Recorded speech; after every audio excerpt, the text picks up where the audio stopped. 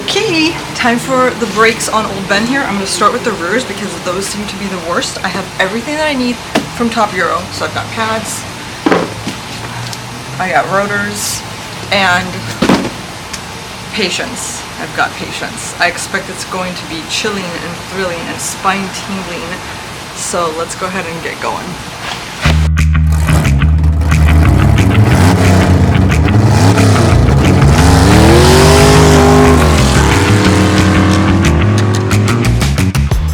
Time for me to tackle the first semi-big job. Not really, it's just brakes on the Bentley. They make this sound right now, so I think they're bad because they go like, even when you drive they go,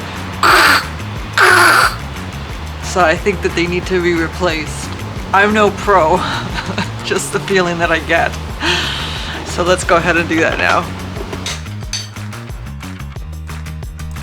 I believe that cars have bad sides too, and I stumbled across this Bentley's bad side. It happens to be the driver's rear. Everything was stuck. The bolts, I could barely even get them off with my impact gun, and the wheel was incredibly stuck. So even after I got these bolts off, you'll see me gently, politely tap it with my orange hammer. I turned the cameras off, and I went ham. I turned Mortal Kombat on this tire. It was like fatality, animality, spirituality. And you don't want to see what I did to get this tire off, so we'll just leave it a secret between me and the car. Oh, Jesus. The tires are good. So you use the VCDS software to manually release the parking brake piston. You type in a code 007, it makes a mechanical noise and supposedly releases it. So we'll see how that goes right now.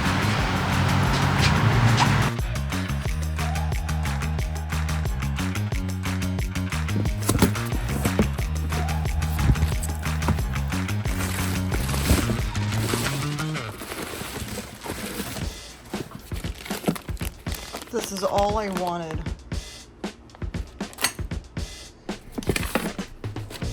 Top Euro is going to be my go-to site. There is, no benefit of me saying that other than the fact that, man, their packaging, their shipping time, their prices, everything has been top-notch, and I'm a bargain hunter.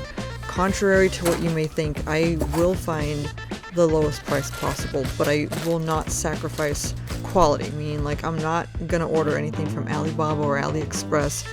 I really do try to get the biggest bang for my buck. Thank you, Top Euro.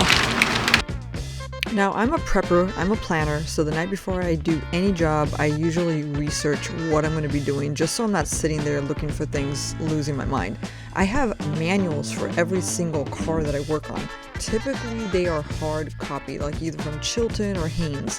I couldn't find that with Bentley.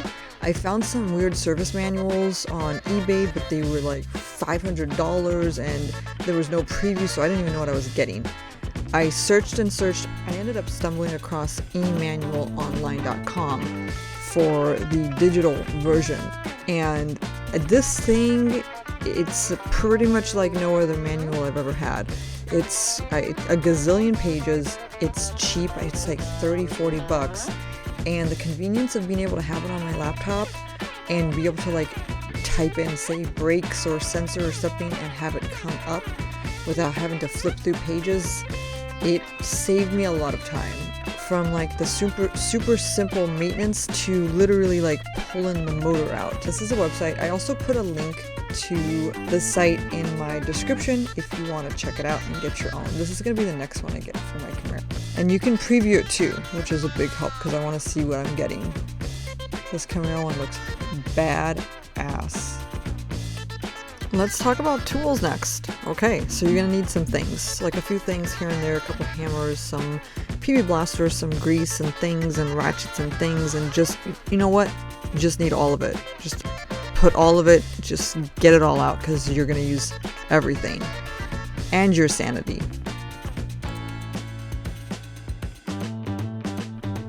Now that everything's unstuck, I'm excited to get going on this job, and I'm so delighted to see how bad the brakes are because it makes replacing them just that much more enjoyable. So there's a couple of 1/2-inch bolts that are holding the caliper bracket to the caliper. You know I'm bad with words, you know what I mean. Read my mind, it's a lot easier that way. Here's when it gets juicy. When you look at this, that's actually the cover. It's not the brake pad. This is the brake pad, equally as horrifying. So the bolts that are holding in the caliper bracket are completely stuck. I've PV blasted them. I've waited for it to like settle in. Nothing going on. Eventually I have to take out the big boy guns. But you know, all in all, my neighbor was helping me, offering his moral support, his fanfare, his words of encouragement, and positive vibes. A difficult brake job wouldn't be complete without the rotor being stuck too, and this guy was on there. I didn't picture it here, but I beat this thing down with my sledgehammer. I'm ashamed, so I removed that because you don't want to see me. You don't want to see it. It's bad.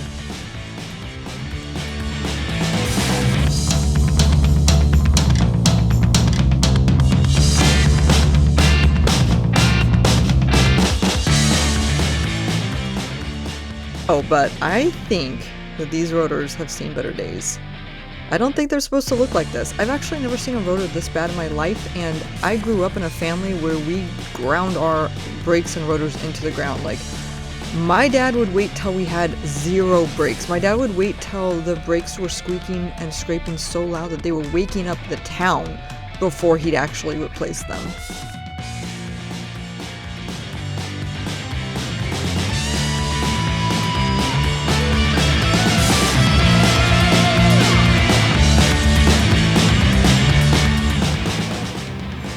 Alright, back at the job. You can see the brakes are, you know, right about broken in. This is usually when they start becoming really good brakes. Rotor, really good condition. Free, and I got tons of new wire wheels and nylon wheels and various shapes and sizes that made cleaning this whole area a lot of fun. And for those of you who say that I don't wear safety glasses, I am. See those glasses? Those are safety glasses, and they're actually from Heatwave. They're really nice, cool safety glasses, and it came with an air freshener. I love it.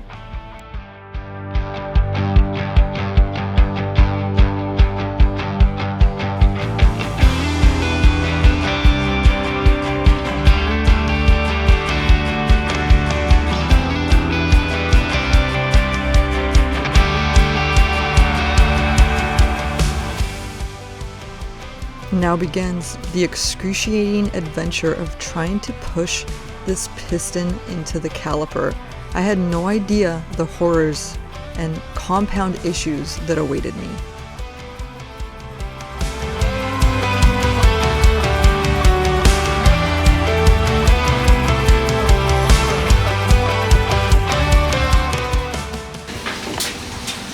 I'm back! Long story short, the driver's side Ebrake, although it was disengaged with the software, it did not fully unwind the mechanism in the piston. So it was a tease. The piston pushed in, so you think everything's okay, and then it stopped. And that's when things got really scary in my garage. Please delete this footage after you see it. I don't want any proof of what has happened.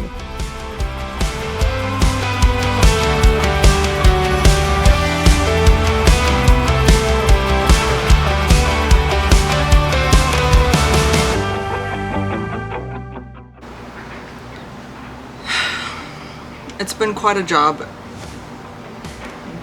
You know, please put in the comment section things that I should have tried, and I can...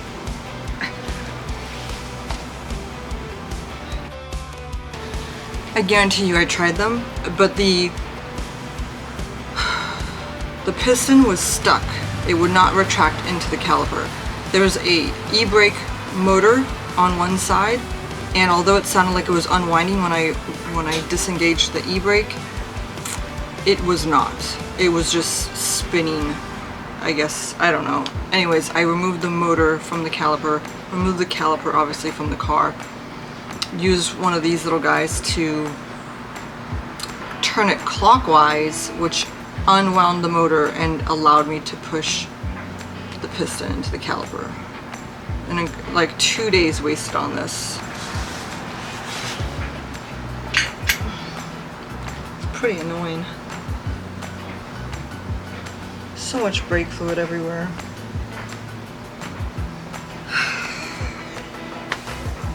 It is what it is. Let's take a look.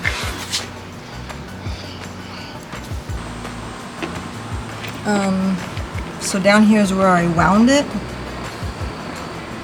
And then I did some crazy things here to compress it. My C-clamp broke. My piston opening thing broke. Everything broke.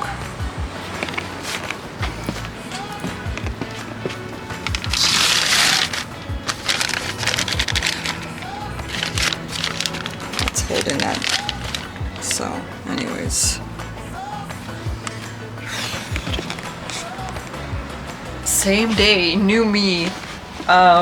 I paused the camera because it got a little crazy and hairy on what I was doing, and I didn't want any kind of video documentation. But I got that piston compressed back into the caliper. I'm gonna put this back together because if I have to sleep another night with this thing apart, I'm not gonna do so well. So yes, it's fine. It's gonna be fine. Let's recap. So the diagnostic software did not unwind the parking brake all the way. The motor was seized up. It never unwound it all the way. So when I removed that motor, I manually unwound the mechanism and I was able to push the caliper all the way, or push the piston all the way into the caliper, except for about 1/4 of an inch. This 1/4 of an inch was a total mystery. No form could tell me what could be wrong. So the only thing left to do was to pull out the actual piston from the caliper. I did that, and there was a mysterious small piece of hard plastic. I do not know where it came from or how it got in there. It seems like quite an impossibility, but that was preventing that last 1/4 of an inch for that piston pushing into the caliper. Wow.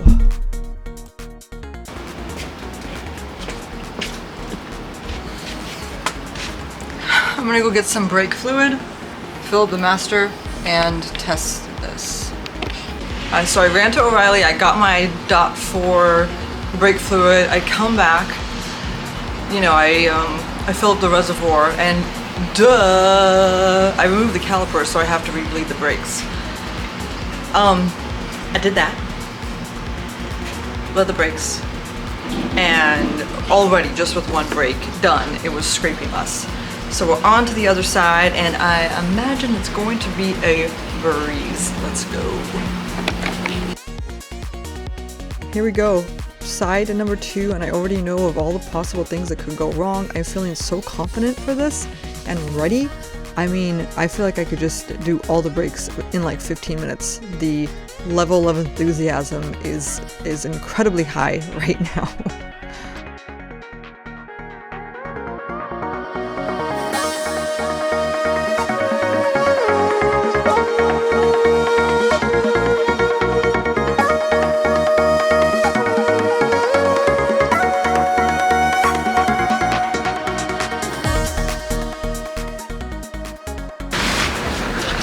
No glove, no love.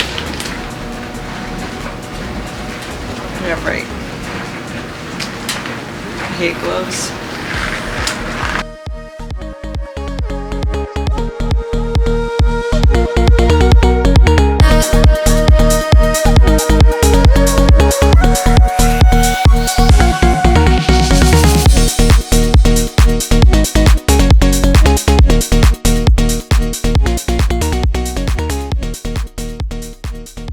Easy breezy.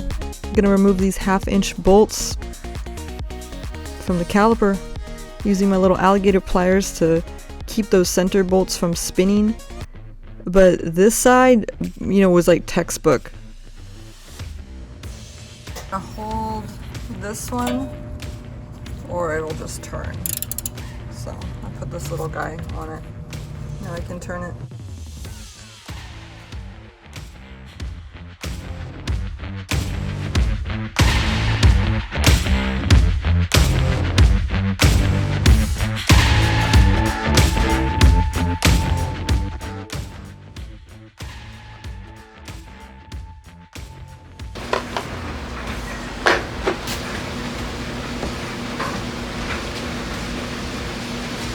The caliper bracket bolts are really on there.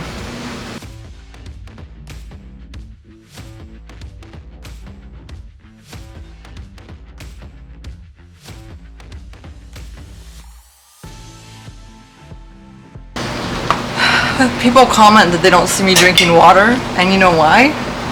You know why you don't see me drinking water? Because I'm not. I'm just living on my own fumes.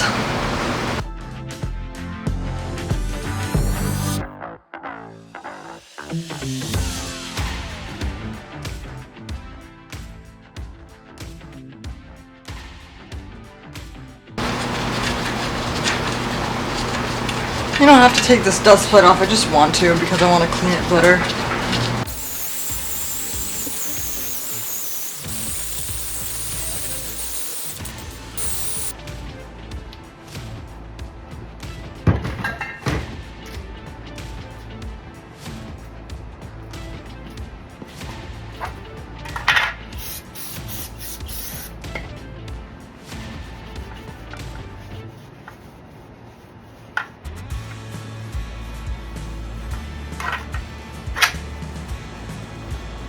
You know, sometimes if I broke a part or something, if I broke a part and it's something really simple, I fantasize about stealing it from another car. And I think I do that because when my dad was like a teenager, if he needed new tires, he'd steal them off another car. This was like obviously back in, I don't know, the 60s, 70s. If he needed gas, he'd siphon it out of another car. Can you imagine? Man, that's a lot of bad karma. That's a lot of bad karma.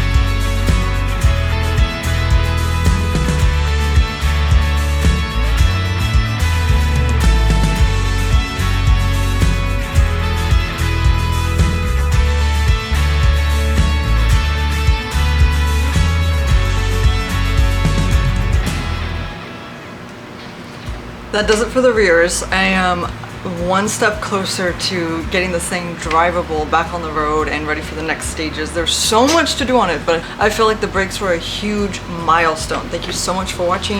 If you like this, please subscribe and I'll see you soon. Bye.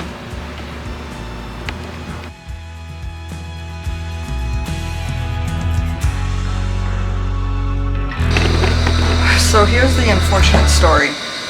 Many will believe that this tale is true. I go to do the rear brakes, and I did my research, and I know that the rear brakes have an Ebrake, an electronic emergency brake, on each side. And so the way the way it works is it has like your regular, you know, caliper and your piston, and then the Ebrake motor goes on the outside. Hold on. Right, so you plugs in, and then this guy attaches to the back of the caliper, and when you put the e-brake on, it winds it, this little thing winds it, and it winds this motor inside that pushes the caliper against the rotor, whatever, right? So anyways, I did my research, and I knew that I had to unlock these e-brakes before I attempted to do the brakes.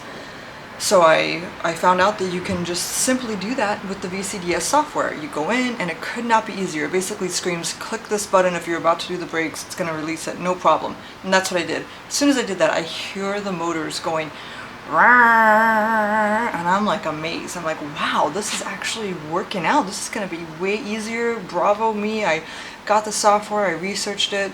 This is going to be great. So I go to do the first side, which is the driver's side, and pretty simple removal, other than everything being stuck, like the wheel was stuck, the rotor was stuck, everything was stuck, but that was expected.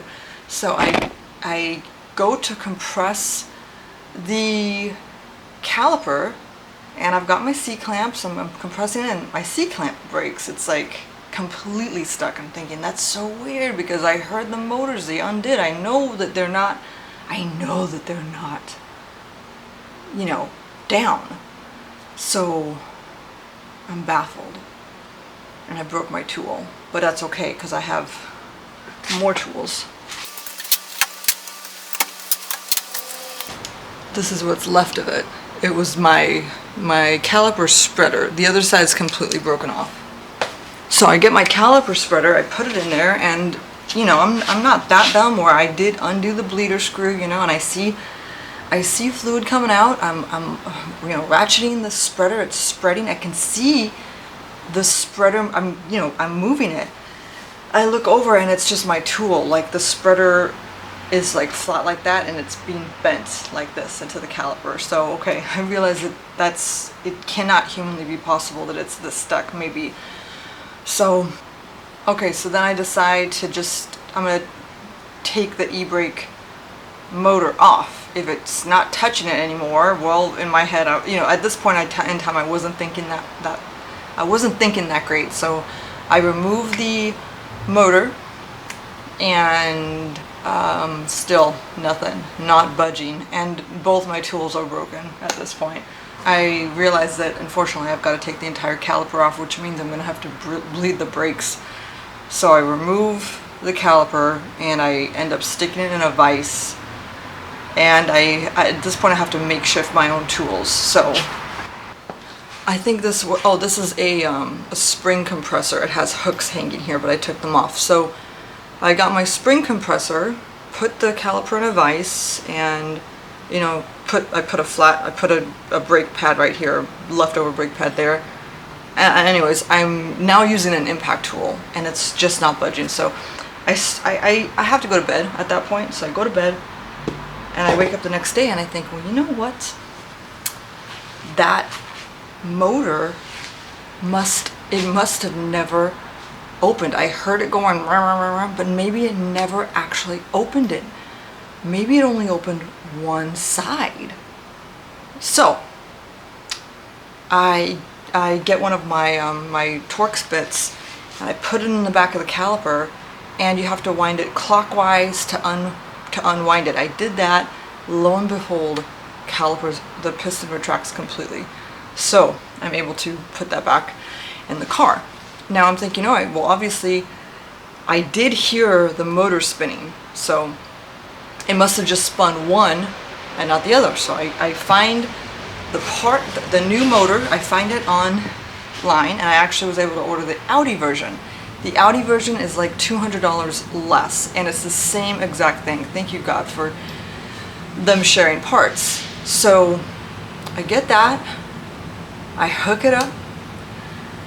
I do the other side of the brakes, which is easy breezy because the e-brake was released on that side.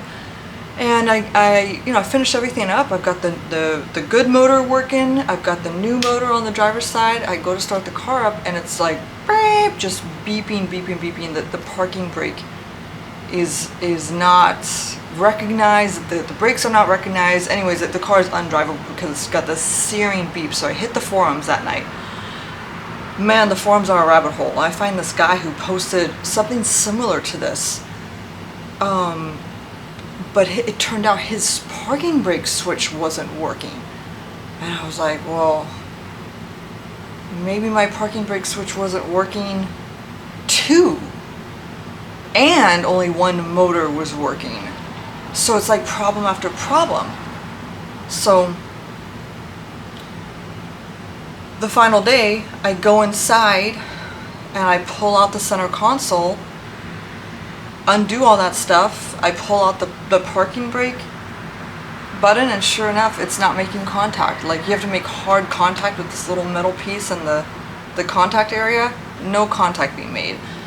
So I manually, I pressed it with my little fingers, and it re-engaged, and basically, I don't know, it re-engaged. It was like, whoa, we're working again, we're live. All the dashboard lights went off, and so now, I have to buy a new parking brake switch, which is like $220 because everything's like $220. So in the meantime, I'm just not activating my e-brake. I've actually I never use my e-brake anyways. Like, who uses an e-brake? I don't even park on a hill. So to sum it up, it would have been an easy job, but it turned out that my driver's side e-brake motor was busted and the parking brake switch itself. So it sent me on this wild goose chase because I thought I was chasing down one problem, but it turned out to be multiple problems. But thank God for those forums because they saved the day. So now I'm going to be doing the fronts, and that should be way easier because there's no parking brakes. Yahoo!